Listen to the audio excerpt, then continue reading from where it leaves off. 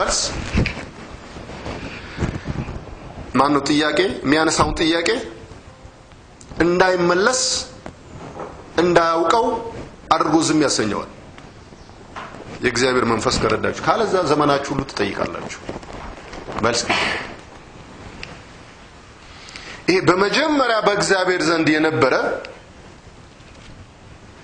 እግዚአብሔር ነበረ ሁሉ በእርሱ ሆነ ነው የሚለው አያጅ በዚህ ቃል በዚህ ሐሳብ በእግዚአብሔር ሐሳብ ሁሉ ነገር ሆነ ከሆነም አንዳች እንኳን ያለርሱ አለው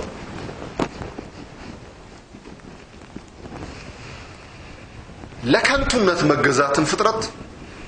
በእርሱ ዘንድ ሆነ ሁሉ በእርሱ ሆነ በዚህ በእግዚአብሔር ሐሳብ በእግዚአብሔር ቃል ሆነ ሁሉ ነገር ስለዚህ የበጉ መታረድ በዚህ ሁሉ ነገር ላይ መሰረት ነው ወይም ለዚህ ሁሉ ነገር መሰረቱ ነው ይሄ ሁሉ በእርሱ በመሆኑ እግዚአብሔር ሁሉም ነገር በዚህ በቃልና በዚህ ሐሳብ አደረገ መልሶ ያንኑ ቃል እንዲታረድ አድርጓል መሰረቱ ይሄን ነው ያደረገው ቁጥር 14 ላይ እንመልከት ቃልም ሥጋ ሆነ ይላል የትኛው ቃል ነው ላይ የሚነገረው ቃል በመጀመሪያ ቃል ነበር ቃልም በእግዚአብሔር ዘንድ ነበር ቃልም እግዚአብሔር ነበር ይላል ቃልም ሥጋ ሆነ ከታች ወርድ እንዴት ጥሩ ነበር ዮሐንስ እዛው አረፍተ ነገር ውስጥ ቢያስገባው ኖሮ አይደለ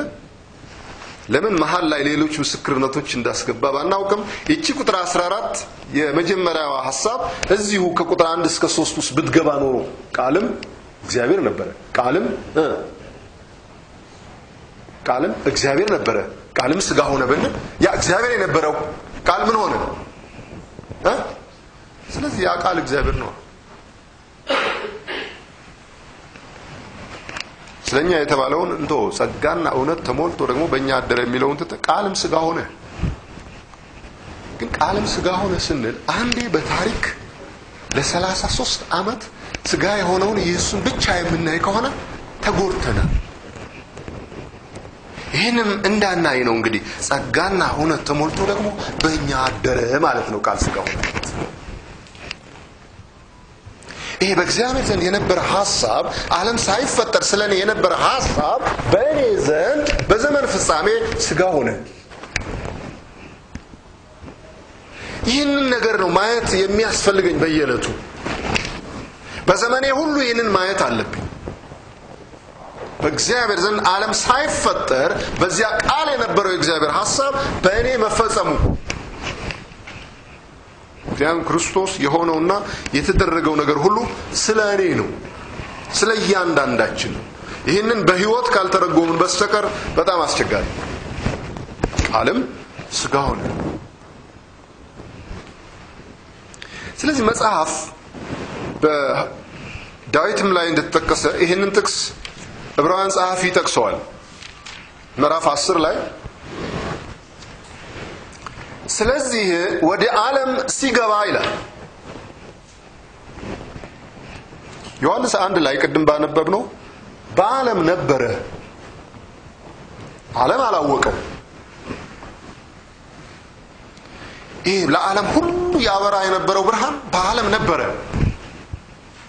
ዓለም አላወቀው ወገኖች ይሄን ነገር ተካፈሉት እስቲ ይሄ ዮሐንስ መልእክት በዓለም ነበረ ዓለም አላወቀው አሁን ለዓለም ሁሉ የሚያበራው መብራት ክርስቶስ በዓለም የለም ዓለም አላወቀው በእኛ አለ እኛ ካላወቅነው ችግር ለዓለም ሁሉ የሚያበራው ብርሃን ለዓለም ሁሉ መንገዱ ይህች ናት የሚል መብራት በዓለም ነበረ ዓለም አላወቀው ይሄ ለቤተክርስቲያንም ለእያንዳንዳችንም የሚሆን መልእክት ነው ለዚህ ነው እንካፈለው ያልኳችሁ አለ ያ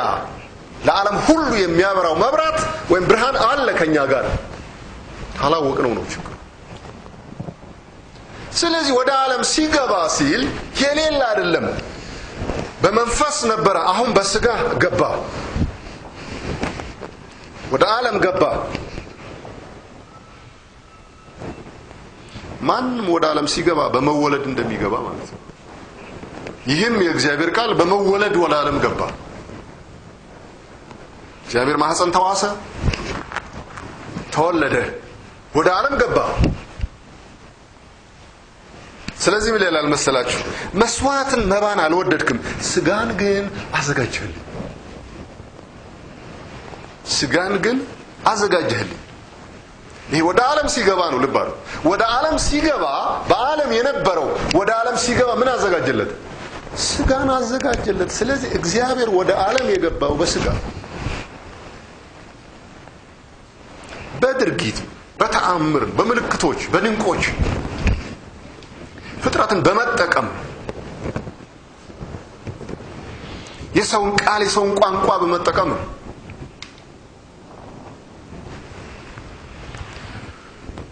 ታዲያ ምን ይላል መሰላችሁ በዚህ ወደ ዓለም በገባበት ፈቃድ አምላኬ ሆይ ፈቃድህን ላደርግ መጥቻለሁ ክብር ለእግዚአብሔር ይሁን በእውነት እግዚአብሔር ይህን ነገር በልባችሁ ካበራ ሐሴት ልታደርጉ ይገባል አምላኬ ሆይ ፈቃድህን ላደርግ መጥቻለሁ በምን በስጋ ሳምንት ብያችኋለሁ ያለ ስጋ ያለ ሰውነት የእግዚአብሔር ፈቃድ አይፈጸምም ለዚህ ነው ፈቃድ በሰማይ እንደሆነች እንዲሁም ተሁን በምድር ላይ ነው የሚገለጠው የሰማይ ፈቃድ ያለ ምድር አይገለጥም ስለዚህ ዛሬ በሰውነታችሁ የምትኖሩት ኑሮ ከእግዚአብሔር ጋር አሳምኑ አምላኬ ሆይ ፈቃድህን ላደርግ መጥቻለሁ በዚህ ወደ ዓለም በገባሁበት ስጋ ፈቃድህን ላደርግ መጥቻለሁ ፈቃዱ የት ነው ያለው በሰማይ በእግዚአብሔር ለዘላለም የጸና ነው ፈቃዱ ግን ይሄንን ፈቃድ አካል ልሰጠው ስጋ ልሰጠው ምልልስ ላደርገው ስጋን አዘጋጅተልኝ ወደዚህ ዓለም መጥቻለሁ ስለዚህ አሁን በራሳችሁ ተራ ለ40 ለ50 ለ60 ለ70 ዓመት የምትኖሩት ምን ለማድረግ ነው በሉት የእግዚአብሔርን ፈቃድ ልታደርጉ ከሞታችሁ በኋላ የእግዚአብሔር ፈቃድ የምታደርጉ ሆነ ቶሎ ሙቱ ሂዳችሁ እዛ ፈቃዱን አድርጉ እርግጠኛ ነኝ ምናልባት ቀድማችሁን ከሞታችሁ መልእክት ታመጡልኝ እንደሆነ እንጂ ሌላ አጠቅሙኝ መልእክት ልታመጡ ትችላላችሁ ሄደ ንገረው ወይ በህልም ወይ በትንቢት ሆነ ነገር ሊልካችሁ ይችላል እግዚአብሔር ይቻለዋል ግን በህይወት ብትኖሩ ይበልጥ ለኔ ትጠቅማላችሁ ለወንድማችሁ ለእህታችሁ በሩቅም በቅርብ ላለ ስለዚህ አምላኬ ሆይ ፈቃድህን ላደርግ መጥቻለሁ ወደዚህ ጥቅስ ደጋግመን ብንመላለስ እንኳን ወገኖች አትሰልቹ ወደ ዓለም በስጋ ገባሁ ፈቃድህን ላደርግ መጥቻለሁ እግዚአብሔር በሰማይ ያሰባት ያ ከጥንት የነበረ መጀመሪያ ቃል ነበር ቃል በእግዚአብሔር ዘንድ ነበር ቃልም እግዚአብሔር ነበር ያ ቃል በቃ የተቀመጠ ቃል የማይንቀሳቀስ ቃል አሁን እንዲንቀሳቀስ እንዲሰራ ሕያው እንዲሆን ለፍጥረት ሁሉ እንዲከፈል ስጋን አዘጋጀህልኝ አሁን የተዘጋጀው ስጋ ብዙ ጊዜ በጽሁፎቻችን በመልእክትንም ተናግረናል ሁለተኛ የተዘጋጀ ስጋ አለ መጀመሪያ የተዘጋጀው ኢየሱስ ስጋ ነው አሁን ሁለተኛ የተዘጋጀ ስጋ አለ የቤተ ክርስቲያን